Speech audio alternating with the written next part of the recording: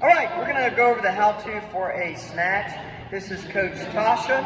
I'm going to go ahead and have her demo what a full snatch looks like.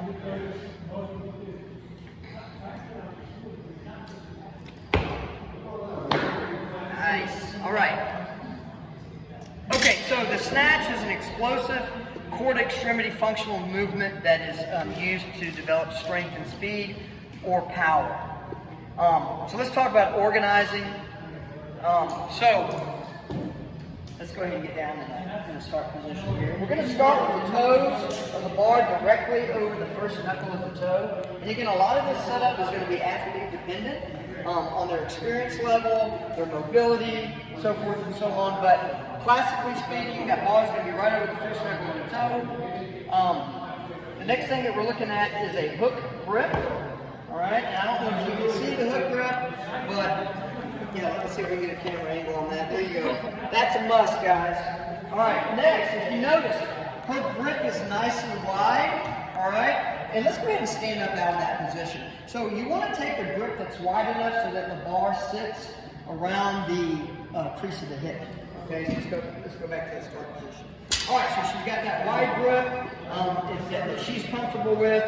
Knees are out into the arms, and we're going to rotate those elbows out a little bit further like that. And again, the reason we want the elbows to be wide, that when she does that second or that third pull, that the elbows go out high to the outside and the bar stays close to the body. So we're going to cue them to go ahead and rotate those elbows out during the setup. All right, let's talk about some pulling positions. From the ground, we're going to call that position number 1. Position number 2, she's going to pull the bar from the ground into a hang position right above the knees.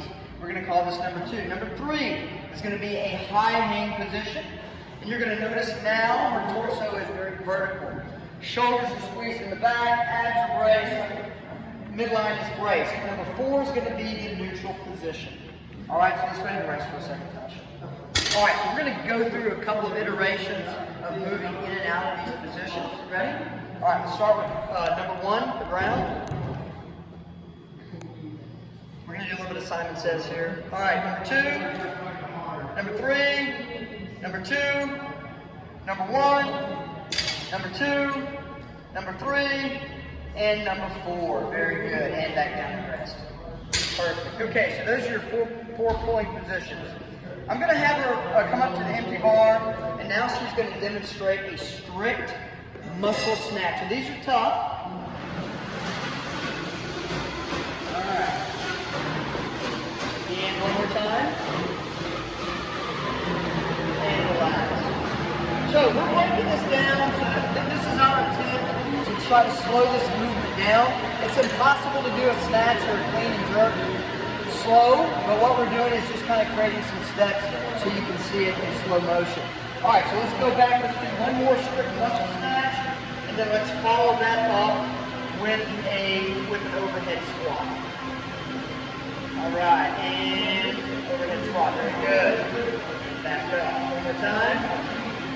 And down. Now let's hold that position if you can. Back up for me. Okay, from here, if you notice, what I'm looking for is that athlete to rotate their armpits forward and to get their shoulders in a strong, externally rotated position. Let's do one more. Very good, and back up, and relax. Okay, we're going to have her go back to the weighted barbell, and she's going to demonstrate one more snatch at full speed.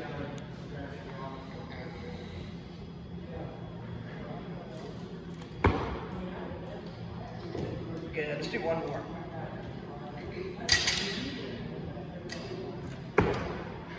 Very good. And relax.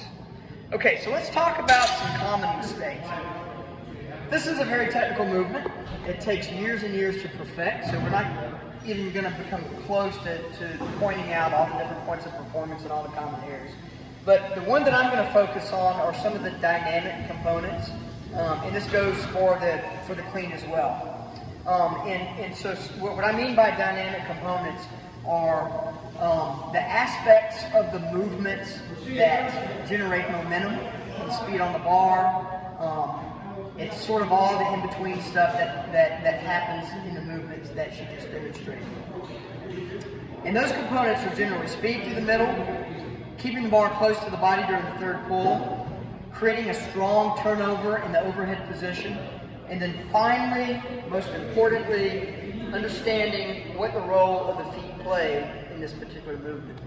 And the way that we coach athletes to sort of ingrain these components into their movements is a drill called the Bergman warm-up, okay? And Coach Tasha loves the Bergman warm-up. Okay, so we're gonna grab this PVC pipe, and we're gonna demonstrate this. First, we're gonna do it slow motion or slowly, and then we're gonna do one session at full speed. So she's gonna perform each of the 4 movements 3 times on my cue. The first movement is to teach the athlete generating momentum or speed through the middle. And we're going to perform all of these from a number 3 position, which is a high hang position. All right, again, the vertical is torso, is tall, and the bar is right in the crease of the hips. So this is all the movement she gets. And the intent behind this is to create that upward momentum.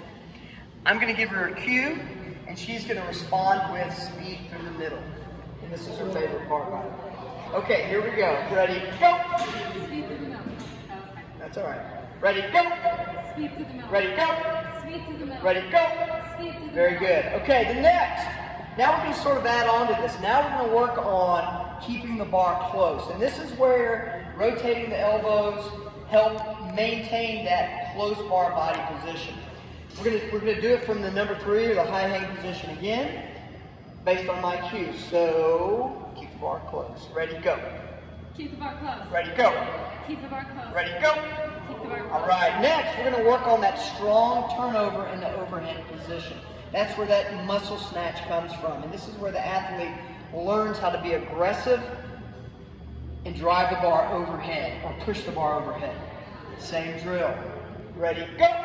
Strong turnover. Ready, go. Strong turnover. Ready, go. Strong turnover. All right, we're going to keep the athlete in this position. And the last one that we're going to go over is footwork. Now, if you notice, she's in a power position or what we call a jump stance.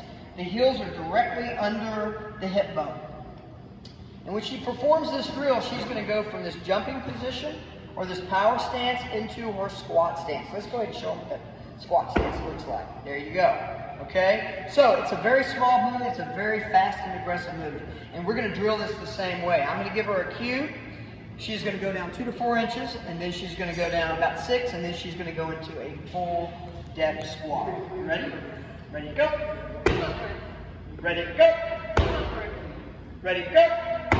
And relax. Okay, we're going to do this one more time. All 4 movements 3 times at combat speed. You ready? Okay, first one is going to be speed through the middle. Ready, go. Speed through the middle. Ready, go. Speed through the middle. Ready, go. Speed through the All right, middle. keep the bar close. Ready, go. Keep the bar close. Ready, go. Keep the bar close. Ready, go. Keep the bar close. Strong turnover. Ready, go. Strong turnover. Ready, go. Strong turnover. Ready, go. Strong turnover. And footwork. Ready, go. Footwork. Ready, go. Footwork. Ready, go. Footwork. And relax. Let's do one more loaded snatch. If you notice, she's going to do this at combat speed, but every element that we just drilled comes to play in the full movement. Here she goes. Very good. And relax. Okay, so let's talk about some injuries. If the athlete has some hip and knee issues, then we're just going to work on the upper part of the snatch, and we can do that with a empty bar muscle snatch. Or you can load that however you want to, but these are very, very difficult. So we're just going to kind of work our way down. So we're going to start off with a loaded muscle snatch. Let's go ahead and do 2 or 3 of those.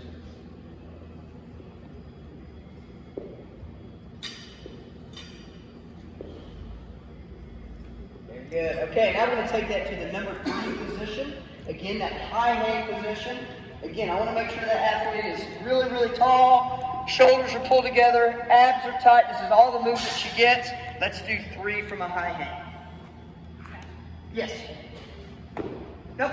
Well, no, just a power. I'm sorry. Yeah. There you go. One more.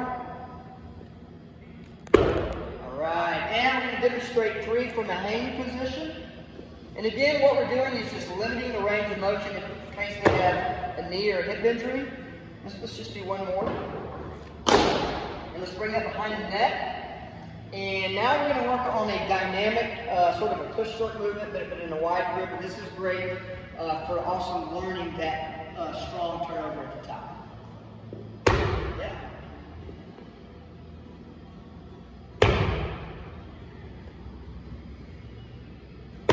And relax, very good. So here's the deal. If the athlete has a shoulder injury, then we're just going to completely avoid the snatch movement altogether. Now, I went over some of this stuff in the clean video, but in case you're not watching that one, we're going to go back to some clean variations because, again, what we're working on here is teaching the athlete power, explosive cord extremity training. So, if they have a shoulder injury, we're going to absolutely stay away from any type of overhead movement, and let's go ahead and perform a hang power clean.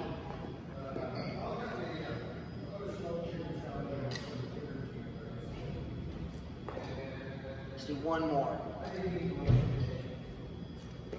And relax. So this would be a way that I would modify the snatch, just because it still fits the bill for training explosive hip extension, okay? And then we can also go to the kettlebell. Let's go ahead and demonstrate a single arm on each side.